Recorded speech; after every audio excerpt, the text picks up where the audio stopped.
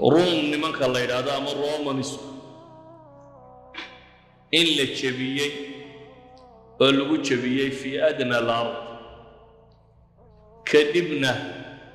bid'a siniin kadibna inay jabin doonaan oo dib u soo noolaan doonaan qisadani waxay ka waramaysaa laba dawladood oo waaweyn oo dunida ka jiray dawlad Bershiya ama Iiraaniyiintu ay xukumi jireen iyo dawladii ka soo horjeeday oo Byzantiyiinta ahayd Romanska qoladii Byzantiyiinta la oran jiray labada xoog waqtiga casriga dunida ugu xooga badan laba ahaayeen waxa dhacday dawladii Romanska la oran jiray in gudaheeda inqilaab ka dhacay oo boqorkii Morris la oran jiray waxa inqilaabay in Fox la yiraahdo inqilaabkaasi markuu dhacay waa askar gadooday oo dabeetana meesha inqilaab ku qabsatay kadibna boqorkii Bershiya dagaal soo qaaday dagaalka uu soo qaaday asbaabo badan baa la sheegay laakiin inaga waxa si danteena maaha waxaan ka warramaynaa dhacdada quraanku uu ka warramayo labada nin xidid bay ahaayeen waa la tilmaamaa wax kale badan waa la sii sheegaa dagaalkii uu soo qaaday isagoo iska dhigaya boqorkii inuu hiilinayo ayuu soo dhanka dawladda Romanska oo dhul ballaadhan markaa haysata Yurubta koonfureed qayb ka mid ah Aasiya suqra dhulka loo yaqaan ee Turkiga iyo wixii la halmaala Shaam oo dhan Masar North Africa qayb ka mid ah waxaasoo dhan waxa maamuli jiray dawladda Romanska la oran jiray ee Byzantiyiinta markii inqilaabku dhacay ee dawladda dhexdeedii fawda ka dhacday ayaa Heraqalkii weynaa odaygii askariga ahaa qaa'idka askariga ee North Africa markaa u joogay boqortooyadii baa inankiisii soo diray inankiisuna waa Heraqalka cadiim Roomka uu nabigu calayhi salaatu wasalaam waraaqa u diray inankiisu ciidan soo siiyay inuu dawladda badbaadiyo Qustantiniyu yimi nimankii kacdoonka sameeyay buu ka takhalusay focuskii buu dilay dawladdii buu dib u qabsaday laakiin boqorkii Bershiya dagaalka ma joojin dagaalka uu ku waday ilaa iyo xad uu gaarsiiyay aad u adag oo ah inuu qabsado magaalooyinkoodii waaweynaa intii badnayd Shaam oo dhan buu ka kiciyay oo Falastiin iyo Shaam iyo waxaan oo dhan Antakiya oo magaalooyinkii ugu waaweynaa markaa ay maamuli jireen buu qabsaday wuxuu qabsaday Bayt al-Maqdis oo waliba uu qaatay as-saliib al-muqaddas عندهم saliibkii weynaa ee muqaddaska ay rumaysanaayeen Ciise lagu daldalay buu xataa uu qaatay kaniisat al-qiyaama qudus ku taala uu burburiyay Masar uu ka qabsaday Iskandariya dhulku la simay dawladii Romanska la oran jiray Qustantin dacaladeedu maraya markaa wiilkan yare markaa boqorka Romanska madaxda oo Heraclius la yiraahdo wiil yar oo iska tumanaya sida ay sheegayaan taariikhyahanada reer galbeedku waxay sheegayaan gabadhu abti u yahay iskala tumanayay wala shay dhashay markuu arkay in lagu soo dhadhow yahay magaaladii Qustantiniya la oran jiray ayuu sii baxso dabeetana asqafkii weynaa wadaadkii ugu weynaa kiniisadda ayaa yiri may baxsi maanta kuuma yaalo heshiis raadi ninkan inaad heshiis la gasho in heshiis gallo abaxsani sidii buu aqbalay safiir buu dirtay boqorkii Kisra boqorkii yani Bershiyanka ayaa safiir loo soo diray iyadoo laga codsanayo inuu sulxi ay wada galaan sulxiga waraaqdii uu soo qoray aad buu uga cadhooday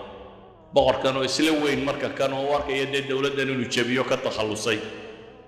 wuxuu soo qoray waraaq uu ku qoray bay yiraahdeen min ladun al-ilah Kisra alladhi huwa akbaru al-aliha wa maliku al-ardi kullaha ila 'abdihi al-la'im al-ghafil Heraqal waraaqdu waxay ka socotaa buu yiri ilaahi weynaaya Kisra saga ilaahi isku sheegaya ee dhulkoo dhan haystay waxaanay ku socotaa adoonkiisii la'imka ahaa xuma ee ghafilka ee Heraqal la oran jiray haddii weedhaha ku qorraaya ay soo naqliyaan qolada kristanka ahi waxay tilmaamayaan wuxuu leeyahay ilaahaagu hadduu ku badbaadin karayo ha ku badbaadiyo akhiiran wuxuu aqbalay inuu heshiis la galo heshiisku la galayo waa heshiis aad u adag 6 sannadood markuu dagaalku socday buu heshiiskan aqbalay heshiisku waxa weeyaan kow kun taalent oo dahaba iyo kun taalent oo fidaa silvara iyo kun thoob oo xariira iyo kun faras iyo kun gashaantiyo habla cadraa bikrada ah intaa inay bixiyaan Edward Gibbon oo ah qoraal reer galbeed ninka qoray buugga la yidhaahdo The History of Decline and Failure of the Roman Empire ayaa wuxuu leeyahay heshiisku wuxuu ahaa buu yidhi shuruud mukhziya shuruud wax dullaynayso liidata ayuu ku soo qortay buu leeyahay kunka taalanta uu sheegayo taalantku waa miisaan waaga hore la isticmaali jiray xawaali waxay dhahaan 26 kiilo meelaha soo dhigmaya yani waa 26 kiilo iyo dahaba 26 kun oo kiilo iyo dahaba weeyaan iyo in leego fidaa silvara iyo kun taalad oo xariira taaladka xariirtaayna waxay dhahaan waa 30 mitir yani waa 30 kun oo mitir oo xariira waa wax aad u adag Heraqal fursadda la siiyay waqtiga la yiri ku bixina waqti aad u yar bay ahayd way ku adkaatay dabeetana dani waxay biday inuu baxsado iyo inuu bal dagaal isku dayo holiyo waqtiga caynkaasiya ee Persia ay dhulka la sintay nimankii Romanska la odhan jiray oo waqti cidi saadaalin karta aanay ahayn ayaa quraan soo degay sheegaya Romanska in la jabiyay oo fi adna al-ard lagu jabiyay laakiin fi bid'a siniin inay dib u guulaysan doonaan Gibbon laftiisa ayaa wuxuu leeyahay nubu'adatan yani oo daraskan islaamku uu sheegay buu leeyahay oo daras ka fog oo la sheegi kara ma jira buu leeyahay yani wuxuu tilmaamayaa wax aqli bin aadam uu darasi karo inaanay ahayn dawlad dhulka lala simay oo dhulkeedii oo dhan la qabsaday oo magaalooyinkeedii ugu waaweyn Iskandariya Dimashq Antakiya wixii ba laga qabsaday Constantine ay ku hadhay oo heshiiska noocan la galayo si baabaaday oo boqortooyadii inqilaab ka dhacay oo askari yar hadda qabsaday ma aha buu leeyahay heshiis la saadaalin karo laakiin rabbu samaawaati wal ardi ba quraan soo dejiyay tilmaamaya qulibat ar-rum fi adna al-ard Romanska in la jabiyay meeshaasi lagu jabiyay laakiin jabka ay jabeen gadaasheed بضع سنين يعني واحد طبعا سنة كير بيدبوا قولي سندونا أي إلهي سبحانه وتعالى تلمام والموضوع رنتي آد غريبة لكن رب السماوات والأرض بسودة شيء قريش وي غريب ستي وح الله رميسان كرا وحانا هين أيو أركان دبتنا أبي بكر يقول لنا لو تشيستي يا وحامية رميسان تهابو يري شرطنا لك البالير شرطنا لقل شرط الله قال 5 سنوات 5 سنة وحبا اسمه بدل النبي عليه الصلاة والسلام حديث قاسي سو شيء يوحي ما دون 10 لقشي دبتنا يكردي يبوي دون 10 كدقة طبعا وحكيا ولا قابلي إلهي سبحانه وتعالى سيدو شيء يبعد عضي فرقل مجونكي يا والدي وحي وكبحي عينا وحي وهلا يبو دبو ورصدي دقال بو دبو ديار قروبي وحب لابا انه استدفاع قالو بل انه ويرر قالو لح بقول يا صديح الله باتن markay taariikhdu mareysay baa la yiraahdaa ayuu dibu soo celiyay saddex hujuum oo xoogan buu ku soo qaado kala dambeeya ilaa Ninway oo caasimadoodii agagaarkeedii uu qabtay ilaa isna wuxuu gaarsiiyay markii dambe naar al-muqaddaska uu qaatay dabka ay caabudi jireen yani dawladii Persia uu ka takhalusay bal Bershiya markay aragtay wuxuu ku adag yahay iyada gudaheedii baa inqilaab ka dhacay oo Shirawe boqorkii la oran jiray inankiisii Ibrawiis boqorkii la oran jiray inankiisii ayaa inqilaabay aabihii intuu xidhay 5 maalmood markuu xidhnaa duruuftii xadhigu ku dhintay 18 wiil oo odaygu dhalay oo kan walaalayeenna aabihii hortoodu ku gowracay 4 sanadood gudahood ayaa 9 boqor isku bedeshay yani Bershiya dib baa dhulka loola sib Bershiya marka uu jabkan ku dhici doono waa markuu nabi maxamed soo diray alayhi salaatu wasalaam waaligiisii Yemen joogay isagoo la soo qabta ninkan waraaqda ay soo qorayay xaggan joogay la sheegay Madiina oo ay nabiga u yimaadeen alayhi salaatu wasalaam ونبغو الشيء مركز أصحاب السير كسرنا قليان إن ربي أنا قال ربي جيني ود لي بوك يوري مركز ما دين لبدي اللي يري صاغطة أيوك يوري وحنو نبغو المام عليه الصلاة والسلام إن أنبغ نمضم بوقعين غلطا على كل حال أفر سنة مداء أي صقال سكوبتني وحاول المام يسمك آيات التاني dhacdaan binaadamku saadaalin kareen waqtigaasi ayaa ilaahay subxaanahu wa tacaala ka warramay saadaashu sidii uu nabi maxamed calayhi salaatu wasalaam qur-aankii ku soo degay uu tilmaamayna way u dhacday nabigu calayhi salaatu wasalaam saxaabadiisiibu wuxuu ku odhan jiray haween la yidhaahdo ummu waraqa gabadh la yidhaahdo bintu cabdallah ibn alxaarif ayuu nabigu soo booqan jiray jimco kastaba islaanta gurigeedu tegi jiro soo booqan jiray وحانو رجل انطلقوا نزور الشهيدة ورسلانتي الشهيدة هيدا صار بوغنا هنا كان قف دمرة والشهادة الله شيء رجل ده قف ده قال لي وحبيت أنا وهذا قف دمرة ويا النبي محمد عليه الصلاة والسلام هنا كان صار بوغنا قبل الشهيدة داهي قبل الثاني النبي عليه الصلاة والسلام بواحد قلت له إلهي رسولك سيا واحد يوقلاطا إن المجاهدين تراعوا وهل يردادوا دي الله الكريم يسمى حاضرتا واحد تريعيدا هنا كهذا مرة به خاضح وصدق كذا وعم وحاسا كشقين دونا بيها ردي لوجيستكس كان قابل دونا بيلهم عيدا كنا نراعوا عيدا كنت تقال كما وضع قال كوان وعار راشنك بيها وحن كشقية كواسا كبيرة يا بيت كتير نبي عليه الصلاة والسلام يقول لعل الله يهدي لي شهادة إذا تري لعل الله يهدي لي شهادة وحال كأن له شهادة يسيه شهيدنا النغضة نبي حقول قري فإن الله عز وجل يهدي لك شهادة قريقا قفرد بيود حقا سائل هي شهادة هذه كوكيريا مورقة النبي محمد حقول عليه الصلاة والسلام قريقا قسكتر قريقا شهيد كل قرصة saxaabadii sare wuxuu oran jiray inakeena soo booqanay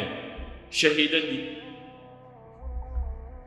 ahdigii nabiga oo dhan way noolay ahdigii Abu Bakar oo dhan way noolay ahdigii Umar markay marayso waa waqti dambe ayaa waxay haysatay wiil iyo gabadh adooma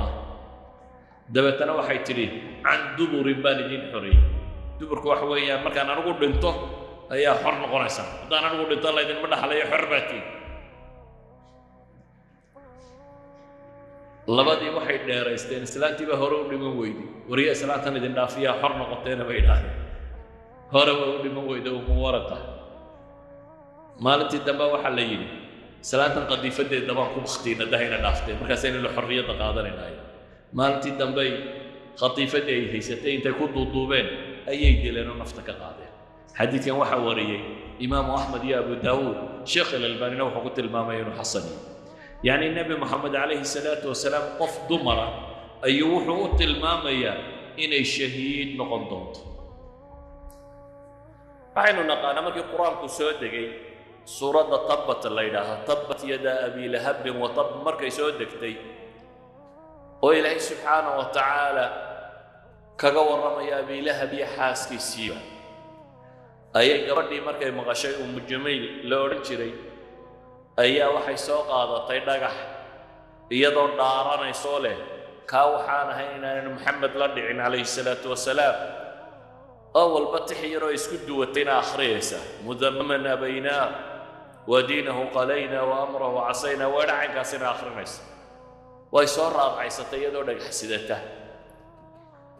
دبتنا النبي عليه الصلاة والسلام وأبو بكر لفردي بيكو صابح أبي بكر ما وحولي إلهي رسولك سيا وحكى عبصنية سلامتي مشكلة ده هيدو أصوص عطايا دورك حسدته إنه يكو أركته وسلام ده قالوا صعطة نبي وحكولي عليه الصلاة والسلام إنها لن تراني يا أركي ما يسيس كده قرآن بو أخري وإذا قرأت القرآن جعلنا بينك وبين الذين لا يؤمنون بالآخرة حجابا مستورا ويؤتمي نبي ما يعرف مركا أبي بكر ما هذا كله بلوده نبي قلنا ولنا فرديها أبي بكر ما وحي لاده ما صاحبك وحي سوق علي إنه يعايي ما يسوق علي البكر وحول الله ورب هذا البيت ما هجاك رب البيت الله نكون نارتيه كمو عايين بول وإذا نبغوا معي تبين وإحنا كم أورا إن القرآن سود جاي آخري قرآن إلهي سبحانه وتعالى وكلامك إله ما كلامك نبي محمد دبت أنا واحد تري ولا قريشي ويقتهي إن أنا هي إن أنت سيد كمقالة يا هدان أركوه نجح وحنا إن أنا الله دعم بيلاد نبينا عليه الصلاة والسلام حديث الألباني حسك وكتل المامي وحلي لا لم يزل ملك يسترني عنها بجناحه كما زنب النبي عليه الصلاة والسلام إن ملك وقرب كيسي قريه ويأركي ويد أبي بكر ربا يعركتي لكن النبي محمد عليه الصلاة والسلام ما يعرف أبو بصير صحابي لو رجل صابح صدي دبيتنا مدينو يم قال هذا مكيم قال هذا الله من بيصادرين وحيلين قال لك إنه وحنا نجا صابح صدي أنا صافى صحيح نتسوع لسه عهد إنه نجا نساسا كجرتي إن تسوع لسه نقاري وصابح صدي وأنا مسلمان لكن أنا قلنا نجا صابح صدي ما أنا نفسحين سوعل نبي وحده عليه الصلاة والسلام وريا راع أو بصير نبي محمد مديدي كر وكويد الراع قالوا كسر عررين ويا راع بالي وصار راع نبي عليه الصلاة والسلام سوق بالله وفي سيدي لو ترى لكني كم باشان إسكاله هلاي مركود حدا مريء أيم بقول بدي إن سيف روح بدل ستون بيدو ورعده وريه وسيف تادو قرح بدنا مناسود هاي وبهلا قرح بدن بالي تسبويد وديب كان يا قبول ده كانوا مسكال السعودية من مودية بينه وحسمين دوم كان يا قبول سيفتي بقولك كاتشري ما دحوك بويه كي كلنا هو عرب سيدي ويريو مدينة قليل من كي يورد يقال كي كلام صوغ علينا النبي عليه الصلاة والسلام كان بلا صار كالي أبو بصير سيف سيتو دبر لورا يأكل دبيم عد إلى رسول كي سيو كي هرنا جادو بالله كي وادي وفيه أن إلهي سفري كان هو انقطع خلصي كان وايغا صباح صدري دبت النبي عليه الصلاة والسلام وحيولي ويحك كان يقول لي وضع قلبه هرينيا وحضر يما أبو الصيف هذا يمرك لي ما داني النبي علين دونه دبتنا مدينة بوسكا قبح دولة الإسلام كي أنت تشوف تبى ما نداي بيولي وسكا قلت تجي ما العذاب تجي والمسلمين تحكمين هل كاسو كوح وسمايستي مسلمين توحي صباح صدر دم باو تجا أبو جندل كي كوح لا سينما كي دم يستجي وتجا كوح دم باو سمايستي لما كي قريشة سفر ردوا دي بالنفط يسوق يعني دولة المسلم كنا مسؤول كماها أما قريشة يسكر عصامة يسكر عين هي يقول شغطة دولة دو أنت أي مسؤول كاهد لما كان كم تشران النبي محمد نحير كي سيوه في عليه الصلاة والسلام والله دكتور قال ضطل إياه قامر كي دم بيجي قو بريا ما يجي ما يري هشيس كاي نقول لي بندي قاو حد نقول لي إن لما صحاه قضب كاين لما صحاه مسلم كان لسوعلي وحمان لسوعلين وحين نجي ما تحقق على سوق قطع دبتنا وحنا النبي عليه الصلاة والسلام أنه وقال أبو بصير يكوح دي وربع الله تروح الليل واسكاي من كرتان لكن إلى أن حرستا أبو بصير مسوي قارين يسووا حنوسنا يي ساسو غيريودي ركبضان وصدح بقولون نكون الدواء بركيد دمبين على كل حال نحن وجهنا فعن وجه وثيقة النبي محمد لقرطي عليه الصلاة والسلام عد قاله أي سيداوي التزامي مفوليه محادو مالين سوى وثيقة لقرطي ضد مسلمين dad muslimiina markaad tiraahdo ninka muslimka madax baad ii tahay waxaaya waxaasna waan rumaysnay waad nagu xukumaysaa ama xeerkaa waad noo dejin kartaa adigaana xukuma oo uu dejiyo mucaarad baan hayo digdig baan hay socon mayso hadhow sharciyada islaamiga haddii wixii uu yahay wixii waxaad ku qasban tahay inaad aqbasho mar hadduu sharciga islaamiga aanu khilaafin cuhuud iyo mawaafiqda lama khilaafi karo baynu leenahay iyaguna waa inay iska ilaaliyaan inay khilaafaan cahdigii ka horreeyey cahdigoodee ahaa maxay ka ilaahay la galeen laa ilaaha illa allah muxamedun rasuulullah ahaa ee ahaa kitaabka iyo sunnaha inay aqbaleen allana rabbinimo ay u aqbaleen محمد ناي الرسول لما وأقبلين عليه الصلاة والسلام وحي إلهي حقي سكيمنا مركاينا كل رقم يانا يقبلين انت مركاي نصور دافنا خاسوا مراجع دي إيا وحي وحلقوا حكومي إيا عدة دتشينا يسا مراجع دي طيب هاي النقانين قريش التشطي أو حلقوا التشطي ويا هاي نبي محمد عليه الصلاة والسلام اللي ادلوه قولوا قيبيي رق قبائلك قريشات كلامدا جلبدا قريشات كلا قديسان كترسن سي حتى ديقي سو ضد بدن الراعو ورير بني هاشم عدا إلى دقالمان لو قرن كريواية أحاديث علماء قاركود حسن كنت الماما يا وحي الماما يسا نبي عليه الصلاة والسلام يقول ماشي هرف الديان وصاب حيسا قرآن خنايا ولبا وعيد سوقاتي أو مضحك قوض شوي قياس قفل الربع اللي ادلوه وعدي الربطين يدشوا سيفه دي ستاي ماشي فرديان وانت لغو صابحه كوي سيفها ستاي لفتو دا عيد لغو شبايا هذا نبي محمد عليه الصلاة والسلام انتو صامري ايو عيد دوشك شباي حديث كاسي شيخ الألباني حسب وقت المامية كدب قردن بيبرارو بينو ورميو دي وحالي واكي بحي وحالله شاقينو تقي رابع الله بلابه نبي محمد عليه الصلاة والسلام يا أبي بكر وحين نقانا إني بحين أو أي قد قالين قريش رابع عددين سيدي لوسو ودي قد قال دوليمي أبي بكرين ومركز سيرين متكود هدو قمدي سيغوالينا أركيا نبي محمد عليه الصلاة والسلام وحوت المامي ما ظنك يا أبا بكر باثنين الله ثالثهما حادوا مالين أبي بكر أو لابا إلهي يصدح كي حديث الصحيح سورة الماما يا مساء القرآن ما إله إليه سبحانه وتعالى إلا تنصروه فقد نصره الله إذ أخرجه الذين كفروا ثاني اثنين إذ هما في الغار إذ يقول لصاحبه لا تحزن إن الله معنا فأنزل الله سكينته عليه وأيده بجنود لم تروها وجعل كلمة الذين كفروا السفلى وكلمة الله هي العليا والله عزيز حكيم إلهي وحط المام يا إنه يسوء لي وأنا يعني إسلق الصدى غيبت هذا صدحات قريش عيدا كيدي طبعا كان نينكا كوبنا يا ماشا دكتاني تعيد كشبوك صباحي خاد عددي صدقتي راد كيس صار عليه قدكو كجريتمي إلهي بك قرية ويركي كروي كدبنا إعلام بيسميين رنيا عدي النبي محمد مدحي سكنت حيا أو ميتا قريا نلال بعيدك كانت بقول هذا قال عسعسين لي حديث الصحيح عين وضع نقانه وركاسي مركي وسوق علي نين لو رجري سراقة بن مالك وكيف فرسكي سينتو هان سيستي ورنكي سنة قرصدي isagoo qolada kale ka dhuumanayo isla yaangeela cid kula yeelanin ayuu baxay yani warka markii la sheegay goobtu fadhiyay ayaan yiri laba qof oo halkaas socdaan arkay si aan isaga loola raadaysan wuxuu yiri war ma hebel iyo hebel iska daaya ma qolada moodisan kadibna jaariyadiisi hoosta ka amro wuxuu yiri baxo faraskayga iisi saakooraha iyo waxbo dabada iisi geey faraskii waa loo qariyo meel wada loo sii geeyay xulay warankaygii intaan soo qaataan sidii waranka arma cadceed ku dhacdayo bilbiliftiisa dadku arkaan waranka intuu qabto ciida madaxa u galiyo jiiday si aanu xataa waran akhiran faraskiisu ka daba fuulay dabeetana nabigu calayhi salaatu wasalaam meel dhexe markuu sii marayo ayuu Abu Bakar yidhi ilaahi rasuulkiisa uu leeyna soo gaar nabigu calayhi salaatu wasalaam wuxuu tilmaamay inaan la soo gaarin isagiyo saaxiibkii toona deetana nabigu wuu habaa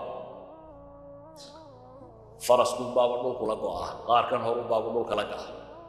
ama wuu kufaar riwaayadka qaarkood si sheegay qaarkoodna intanaaba aasmisay tilmaamay faraskii uu fuushanaa unbaa dhulku la go'ayo uu ka dhaca dabeetana dib uu heenseeyaa ma hadho 100 geela baa u muuqda mar labaad buu haddana sidii noqday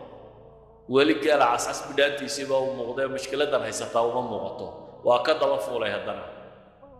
mar saddexaad buu haddana galay markuu arkay inaan waxba samayn karayn buu wuxuu yidhi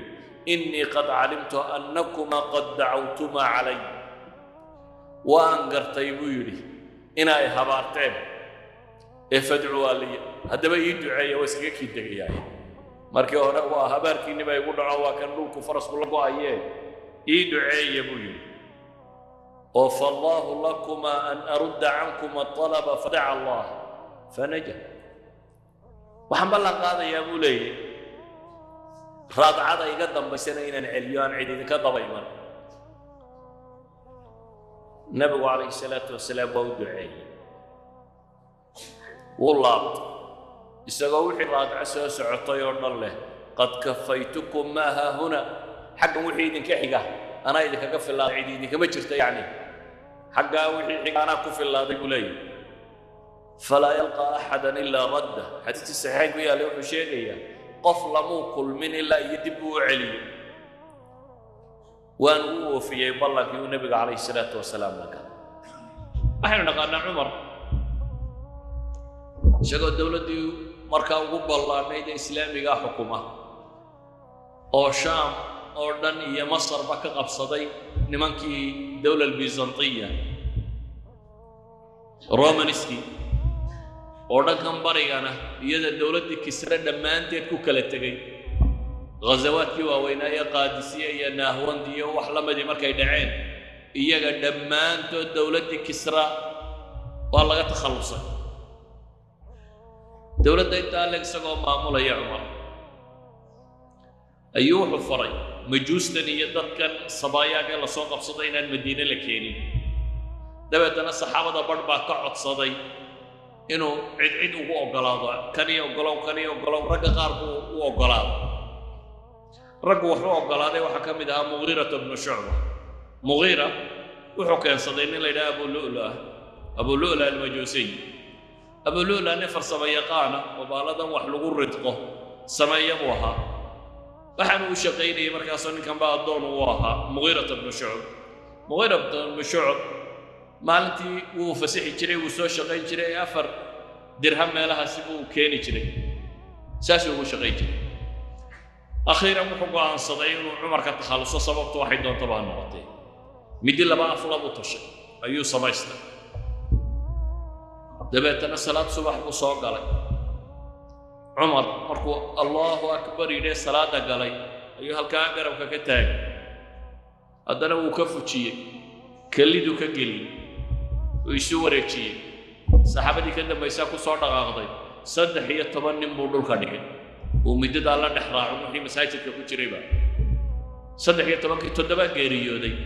laakiin inta badan culamaa'i taariikh marka la warramayo wuxuunbaa la sheegaa dee amiirulmu'miniin baa geeriyoodo dadka kale lama soo hadal qaado laakiin 13 nin buu dhulka dhigay oo 7 ka midi dhaawacaasi u dhimatay oo uu ka mid yahay cumar ibn al-khataab dee nabiguna calayhi salaatu wasalaam wuxuu ku tilmaamaya qofka dulman loo dilo inuu min ashuhadaa ka tirsan yahay waa dadkii aakhiro axkaami shahaada qaadanayay shahiidka axkaamtiisa laakiin adduunka oo la maydhaya dee la kanfaya lagu tukanayay waa sanadkii 23aad ee hijriyaday dhacday ama cuthmaanna waxaynu naqaanaa isna la dilay isaga oo gurigiisa fadhiya oo kitaab qur'aan akhrisanaya qoladii dowladda islaamka ku kacday ee ka timi masar ee meesha yimi ee dabeetana intuu la heshiiyey haddana dib u noqday ee waraaqaan sax ahayn qola haddana hoosta ka dirtay waraaqdii been abuurka ahayd qabtay ee dabeetana dib u soo noqday iyagoo cadhaysan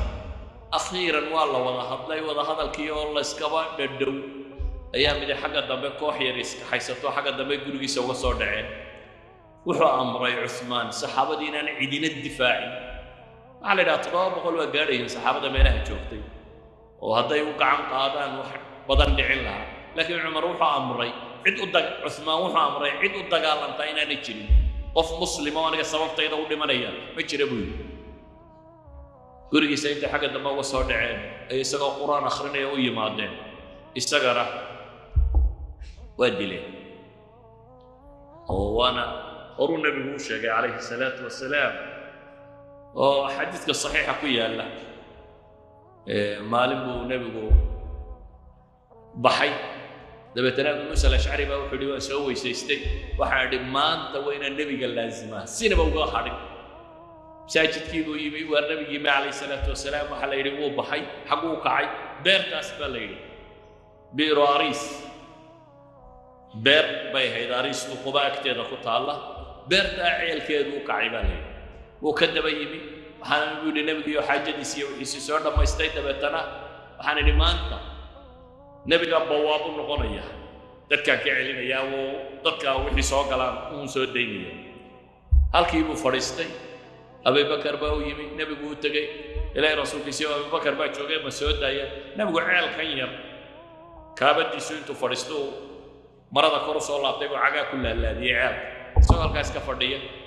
سعود أبوي ما أبي بكر بها جنة أبو بشاري سعود أبو نبي عليه الصلاة والسلام أبي مسألة شعري أبي بكر يقول والنبي إلى هي جنة أبو بشاري سعود أنا ولا إلى صاقة وصاقة هوسنا waxaan ka tabnay buu walaalkii uu ka yimo isagu weysada ku raagay uu ka soo horbaxay ilaahay oo maanta kii hadaad khayr la dabacday iga daba keen buu leeyahay Abu Muusa al-Ash'ari walaalkiisii uu ka yimi dabeetana meeshii baa hadana la garaacay buu waa Umar sug ala rislik waanaga nabiga ku soo weydiiyay nabigu uu tagay alayhi salaatu wasalaam Umar baa jooga jannana ugu bushaaray buu yiri soo daa wala soo daay Abu Muusa wuxuu leeyahay sidii baan wali u leeyahay ilaah walaalkii maanta hadaad khayr la dabacday وسني ماذا عثمان بهدنا يبي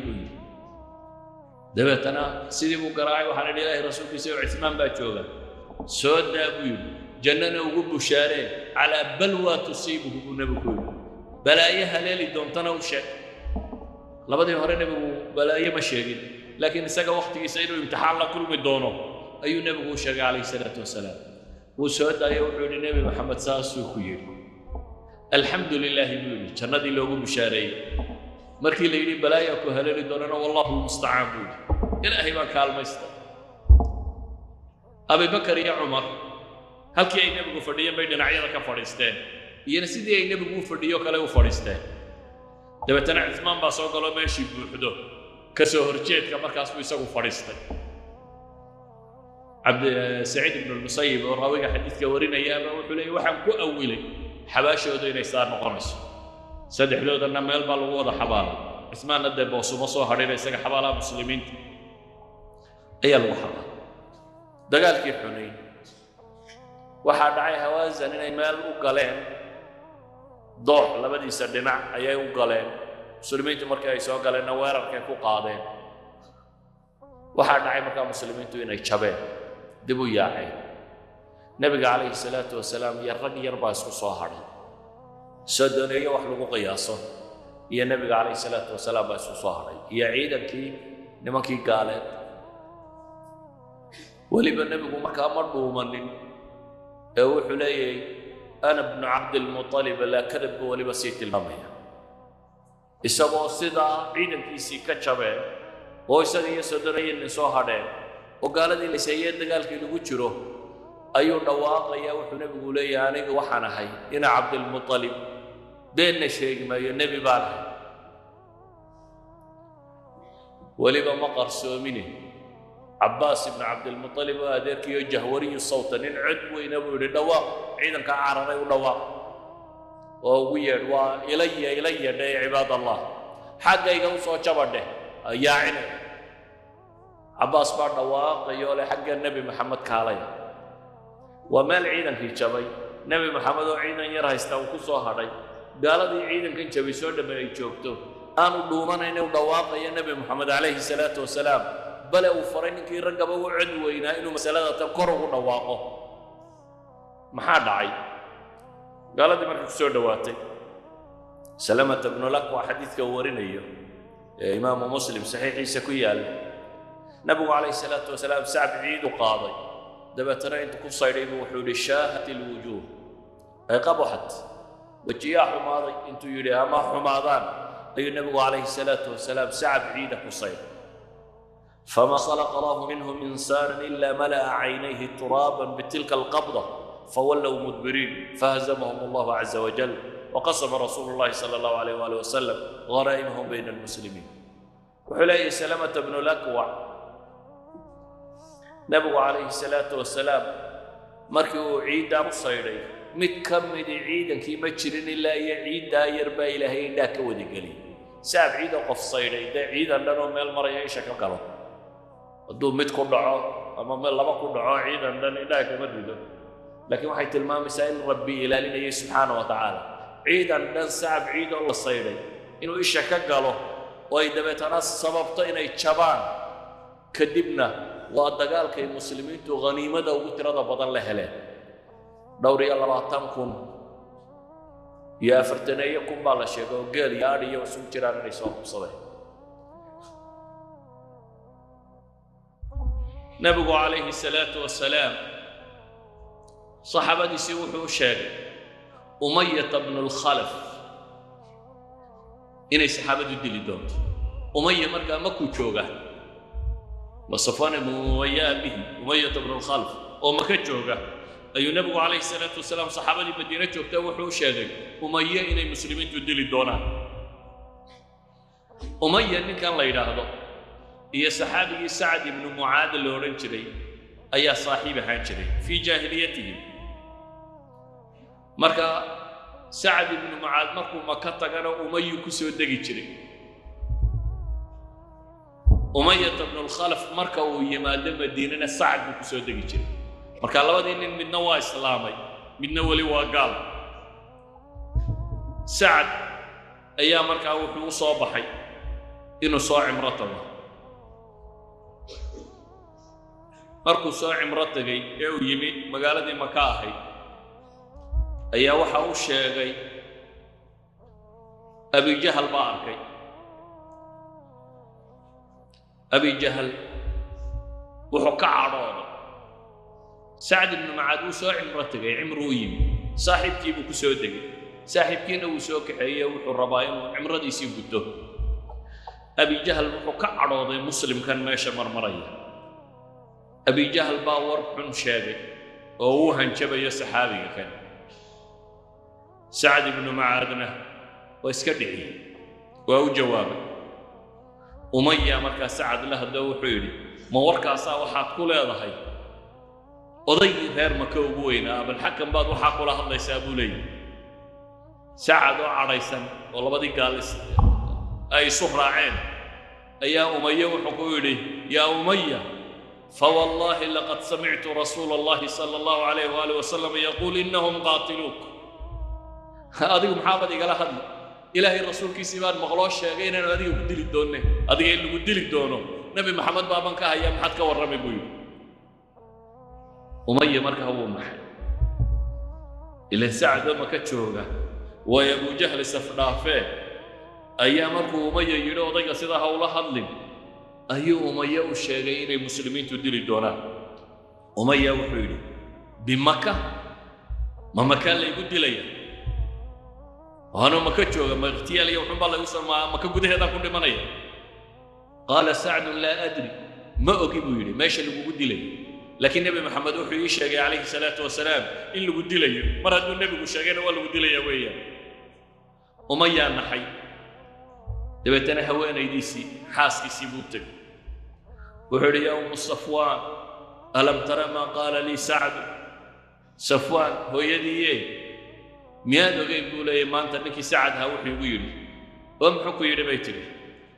قال زعم أن محمدا أخبرهم أنهم قاتلين وحو شافتي بيري وحو يري نبي محمد بأور رمي إنه يدي لي دونان وحنكو يري ما مكان لي يدي لي وحو يري ماي يصدم وشاري أفير سقالة سيدا يقول رمي سنايين نبي محمد وركيسو إنه نبي أمية بن الخلف بقى مركا وحولي wallaahi laa ukhriju min maka muu odhanin makaa lagu dilaya soo maaha ilaahay baan ku dhaartay anigu weligay maka kama baxayo xaggoodaba ninkii qabtay ha dilaan ayuu Umaya leeyahay anigu waxaan iska joogayaa makaan fadhinaya maalintii Badar markay gaadhay ee warkii soo dhacay ee Abi Jahl soo kacay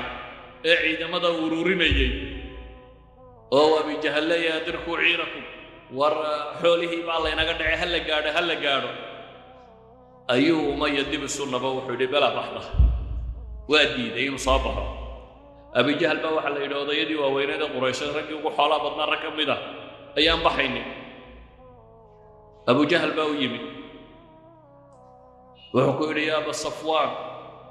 innaka mataa maa yaraaka annaasu qad takhallaft wa anta sayidu ahli lwaadi takhallafuu macak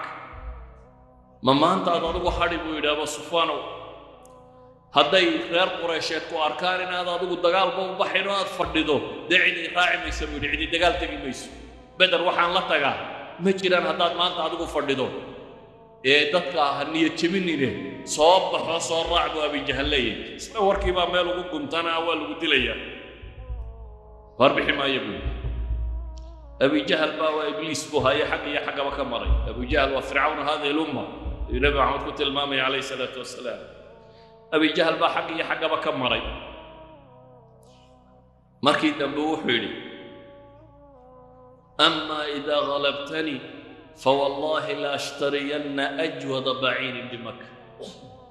مرد هذه حق بدطي وإنا بحاي قصب نغطي أو كأب ديري غير مكة هدبه جيبيا عن ربا قولي مرد هاي بحس نغطي وأي تهينا نرقو دقال تقينا نرقو الرعم وينواقو الراعية لكن إلى ما قدرت وحن قدم قولي أو كأب أرد بضية غير مكة أيان قادنا هوانيدي وقبوته وحلو أم صفواني جهزيني نابل دياري وبحي هاي وحي كتري يا أبا صفوان وقد نسيت ما قال لك أخوك اليثربي ورنكي رير يثرب ومدينة مقعدي هوري ورنكي رير يثرب وركو قوش يا قيم يدي اللي وذي بيت الإسلام دينا وحصوصين إيسا وحضار كيسا إنه يوعد النبي محمد وركسيونه حقيقية وضعي إسلام با لكن عندي مال دران لو وضع شيطان با وحب البرية وحيتني وركي ميادي اللون وحول الله ما أريد أن أجوز معهم إلا قريبا تطكم بان دريرين ياي نهروا راعي ما يقولي مقالة ما كان أصبحيها عقاش شوكي عمايو waxaan magaaladu ma ka saarayaa in badan socon maayo buu leeyahay diyaar sidaas ku soo baxay Umaya uu soo baxay meel la dagamu imanin ilaa iyo aw kiisu aad xariga ugu gejista xadiisku Bukhari ku yaala waa xadiis saxiix وعجيب كذا كيسانه وحويان سيدي ورك النبي محمد الرميسنايين يا سيدي هدنا وبالمريان إلهي ما القرآن كله فإنهم لا يكذبونك ولكن الظالمين بآيات الله يجحدون بإلهي كم بيننا يا نادي قولي أجي واحد شيء سيد الرؤية هي لكن إلهي آيات سيد فريا بار رب الله سبحانه وتعالى قال لماذا هو بديرين سيدي بوك الصعب بدر اللي هو أن نهدي سوى النبي محمد كور رمايه سيدو لها كل بهل كان قارسينيا أيو بدر كيبي بدر بو دقالكي قال دقالكي مركو دعا ويرا لغو سوق هذا ويرا كمركي لغو سوق هذينا يسوي قولدي سيدي بتايبو كبير لأن كان يقول بسلي والو ديري قولدي لغاب قبطيبو كمدها وحا قبطيني ما يهريسو يقانين عبد الرحمن بن عوف ayaa qabtay isagiyo inuu dhalayo Cabdiraxmaan wado ayaa Bilaal soo baxay ninkani waa ninkii Bilaal caadibi jiray dhagaxa ku saari jiray meesha tani xadka u guri jiray waa Bilaal adoonka waa jiray Bilaal oo dagaalka ku jira wuxuu arkay Umayyo maxbuus oo la sii wado فوالله لا نجوت إن نجاب كدار إلى ما كدارته maanta aniga iyo isagu inaanu midkaayo baa badbaadaya ma wada noolaanayno bilaal oo laab soo cararay dabeetana cabdiraxmaan baa isku weegaaro wuxuu yidhi ma maxbuuskaygaa la dilaya anigaa wata cabdiraxmaan ibnu cawf baa is yidhi badbaadi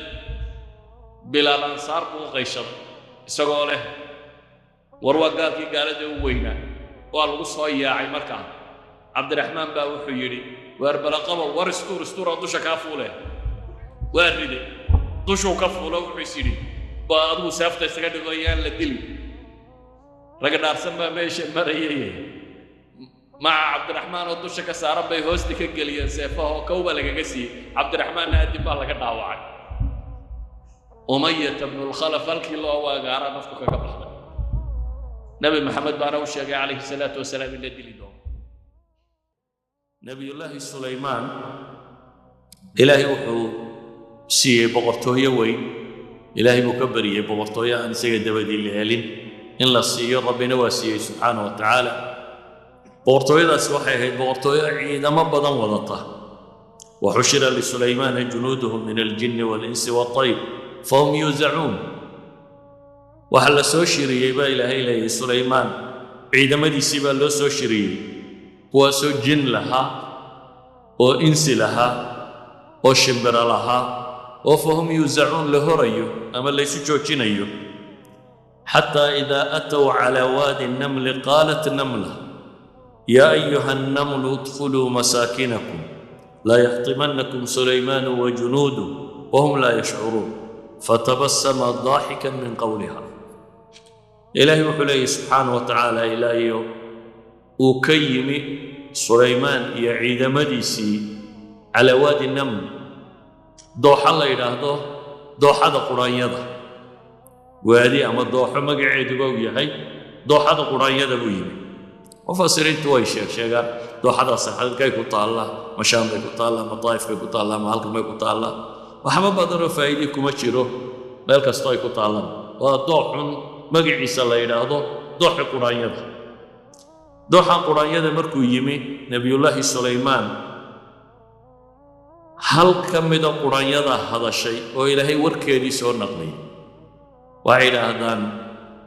waxay ku hadashay min afsaxi maa yumkinay waxa ugu qurux badan ama tacbiirka ugu wanaagsan ee la sheegi karo waayo waa tacbiir kooban oo ay yeedhay oo digtay oo magacowday oo amartay oo nahyiday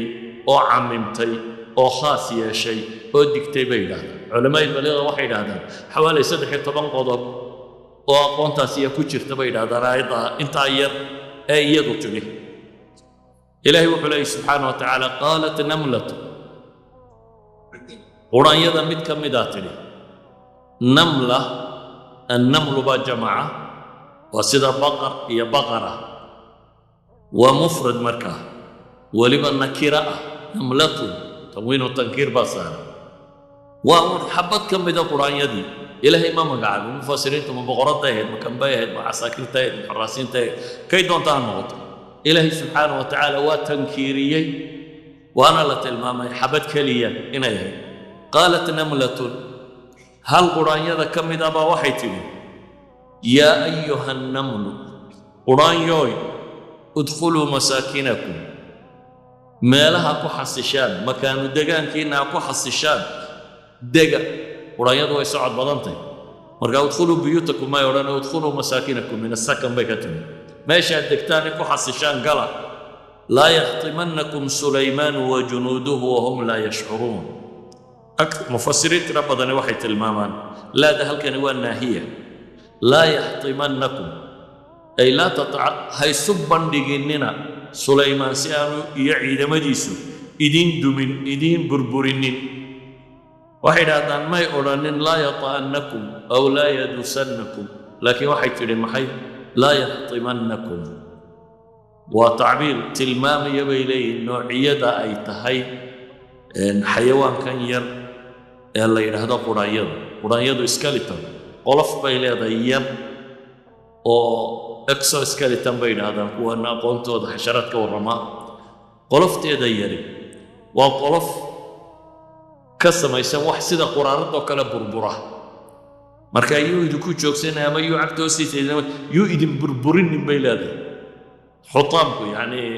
waa burburin naarullahi alxutama waa burburinin yuu idin burburinin sulaymaan iyo ciidankiisu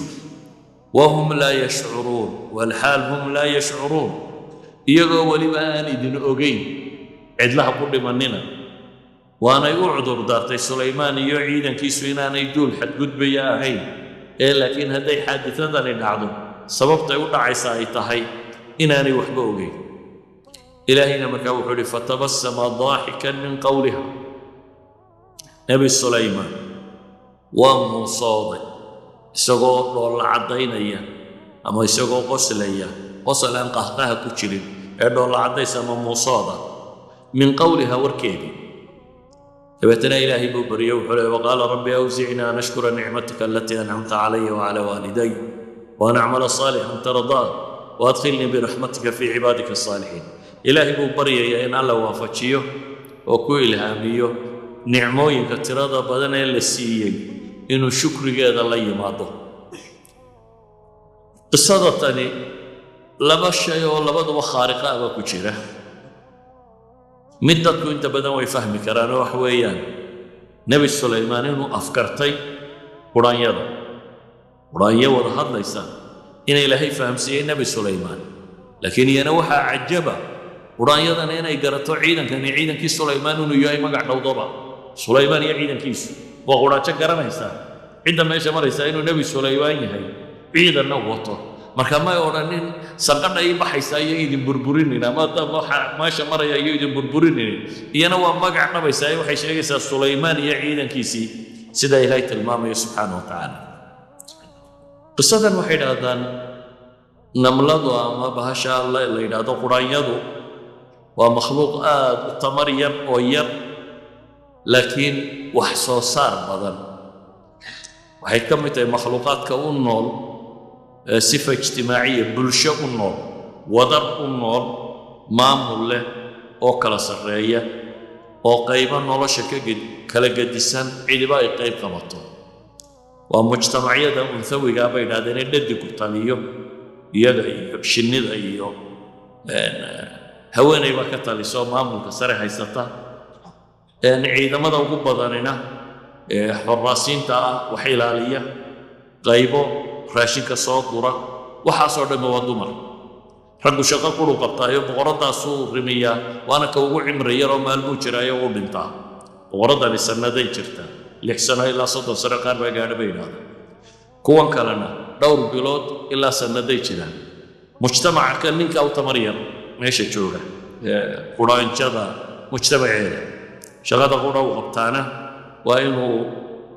talqiix sameeyo mujtamaca kani waa mujtamac wax dhisa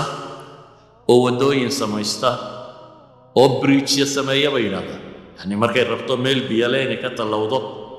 bridge bay samaysaa xabad baa meel istaagaysaa mid kale dabada sii qabanaysaa mid kale sii qabanaysaa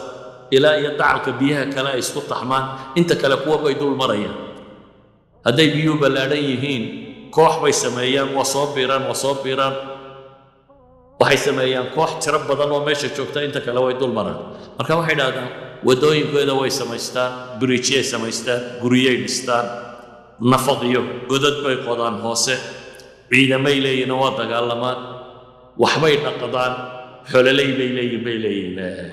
iyo beeraley labadaba oo bahashan yar aad arkaysaa waxay idhaahdaan waxaa jirta xayawaan yaroo kale ay dhaqdaan xayawaankaa yar subaxii waa la dareeriyaa waa la kaxeeyaa dhirtay saaraan dhirtuu macaanka ka nuuga markuu dhergo habeenkii waa la soo caraabiyaa xerada meeshoodaa la keenaa dabeetana sokorta dib looga miiraa subaxiina waa la shaqo geeyaa habeenkiina waa la soo hoyaa waa xoola la maalo sida xoolaha inuu dhaqanoo kale beeraley bay leeyihiin oo ah waa baxaan caleen bay soo guraan waa burburiyaan dheecaan kale ku daraan fitriyaad baa ugu samaysma markaa ama parasites protein bay cunaan iyagu caleenta ma cunaan shinni layna bahashan quraanyadu laakiin proteinka ay cunaan way beerayaan dhirta ay soo gooyeen meesha uu ku beerteen dabeetana dheecaanka kale ku dareen ayaa fitriyaad parasite ku dul baxaya parasitekaasi markuu xad gaadhay gurayaan kaasaa cunadoodiiya kuwii askarta ahaa kuwii dabadda joogay kuwa gudaha jooga waxba waa loo qaybinayaa cunadoodaasay samaysanayaan idan waa mamlaka ama waa boqortooyo dhisan oo maamul iyo mijo iyo askar iyo kuwa wax fiiqa xataa qaar bay leeyihiin nadaafadun ka shaqeeya oo guryahoodan iyo meeshan ay degan yihiin oo qura nadiifiya qaybay leeyihiin ciidamo oo dagaalamo oo wax kala waa idan waa mujtamac dhan oo sidaa u dhisan mujtamaca dhan ee sidaa u dhisan ilaahay subxaanahu wa tacaala wuxuu inooga sheegay hal qaso waxaan kale aqoon-yahanadan maanta dunida joogaa baaritaanna ku sameeya hal qisa ilaahay inooga sheegay halkaa qisa waxay ku saabsiisan tahay qaalat namlatu hal ka mid ah quraanyada xabaddaasi mashkilad bay dareentay markay mashkiladda dareentay may odhan lafahaaga la baxso adigu iska tag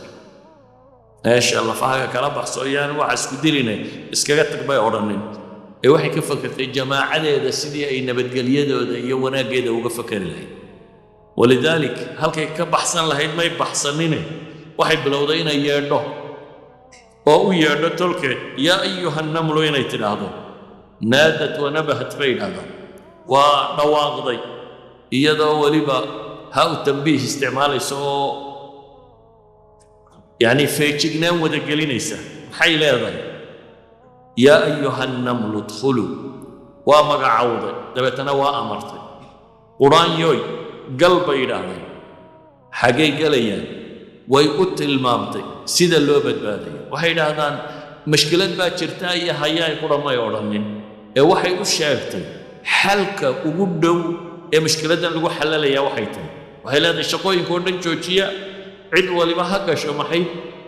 godkeeda ha wada galaan markaasay weliba waxay ka nahyiday laa yaxtimannakum yacni ha u banbixina si aanu idiin burburinin marka waa nahyi bay leeyihin laadatan iyo laa naafiya maaha bay ku tilmaamaan yaan ha u banbixina oo ha imanina meel laydinku burburiya bay leedahay waa amarto guryaha gala ha soo bixinoo meel ha ku burburtaan ha tegina bay leedahay yaa burburinaya waa sheegtay sulaymaan oo ay magac dhowday iyo junuudiisa waxay idhaahdaan khasat uma cammat haddana waxay kaloo sheegtay cudurdaarkii nebi sulaymaan idan qisadan markaan soo duuduubno waa qiso tilmaamaysa koow qof kasta oo bulshada ka mid ah la rabaa in lagu tambiihiyo in mas'uuliyadi bulshadiisa ka saarantay waxaynu ka faa'iidaynaa wax weeyaan inaanay ahayn madaxdoo qura ama cidda waxgaradka oo qura ama cid kasta oo khatar aragtaa inay calayhi korkiisa saaran tahay inay dadka u digto oo uga digto dhibta jirta ثاني الأمر هدي حل قرنيسو إني حل كرو شيكتا وليبا ددك ثالث الأمر هدي قرنيسو dhibtaasi maalkeedu wuxuu ku gabagaboobayo mushkiladda inay u sharaxdo la yaxtimannakum yani in laydin burburiyaabo mushkiladdu ku gabagaboobaysaa waxay kaloo tilmaamtay dadka niyaadkooda iyo waxa inaan laga warramin inta loo cudurdaari karayo in loo cudurdaaro waaba laga yaabaa kuwan ay ka digaysaa inaanay wax xumeeyays lahayn laakiin ficilkoodu inuu yahay waxa xumaha keenaya saa daraaddeed bay u cudurdaartay sulaymaan iyo ciidamadiisii iyo dhan waa u cudurdaartay iyadoo haddana sheegaysa mushkiladdu inay xaggooda ka imanayso haddii ay sii socoto mushkiladdu inay xaggooda ka imanayso ayuha alaxiba qisadu markaa waxay tilmaamaysaa qof kastoo muslima waa maxay hamiga uu sidaa ma hamiga naftaadunba ayaa inaad la baxsato ma adiga iyo islaanta iyo afarta ciyaala aad dhashay baad ka fakaraysaa mise bulshada iyo siday u liibaani lahayd baad ka fakaraysaa xabaddaa yaree namladaahi waxay ka fakartay mujtamaceeda dhan inay badbaadin karto ee kamay fakerin iyadoo lafaheedoo keliya siday ula baxsan karto maanta mashaakil badan baa dadka muslimiinta ku weegaaran waxaanay ahayd qof kastoo muslimi inuu xal raadin karo laakiin dadku qof waliba nafsii buu iska leeyahay ama mas-uuliyadda cid kaluu saaraya qoliyuunbuu qoloba leedahay kuwaasaa dadka sidaa u galay laakiin halkan waxaa la sheegay iyadoo xabad qura ah oo mufrad ah oo munakar ah oo digaysa oo khayr tilmaamaysa oo waxaasoo dhan sheegaysa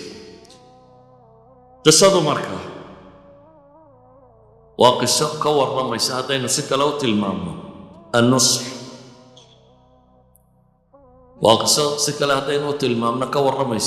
النذارة نبي الله محمد إليه سبحانه وتعالى وصادري شودتك وقدقو شودتك ونندقنين تيسيو قارسيو بور انتو فولي أيها الصباحات قيلي والنادي وقيلي markii loo yimina wuxuu sheegay mushkilada ugu weyn ee bini'aadamka haysata taytay isagoo leh inni nadiirun lakum bayna yaday cadaabin shadiid waxaan idinka digayaa cadaab kulul baan idinka digayaa isagoo nabigu ku dhawaaqayo talkii markaa ma ay aqbalin ee waaba ka soo horjeesteen